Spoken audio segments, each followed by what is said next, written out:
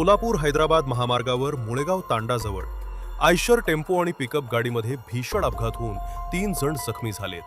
हा अपघात बुधवार दिनांक 13 मे रोजी दुपारी 2 वाजण्याच्या सुमारास महाराजा हॉटेलजवळ घडला. आनंद कुमार पंचकटला वय 20, राजू पंचकटला वय 32 आणि महादेव लांडगे वय 42 जाणार हैदराबाद असा अपघातामध्ये जखमी झालेल्यांची नावे आहेत. अपघातानंतर परिसरात मोठी गर्दी जमली होती. मिळालेल्या प्राथमिक माहितीनुसार आयशर टेम्पो हैदराबादहून सोलापूरकडे येत होता, तर पिकअप गाडी सोलापूरहून हैदराबादकडे जात होती. दरम्यान मुळेगाव तांडा येथे पिकअप चालकाचे वाहनावर नियंत्रण सुटले.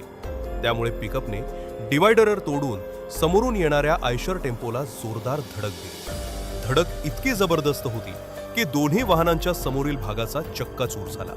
आवाज ऐकून परिसरातील नागरिकांनी घटनास्थळी धाव घेतली. स्थानिकांच्या मदतीनं जखमींना वाहनातून बाहेर काढून रुग्णवाहिकेद्वारे सोलापूर येथील शासकीय रुग्णालयात दाखल करण्यात आले.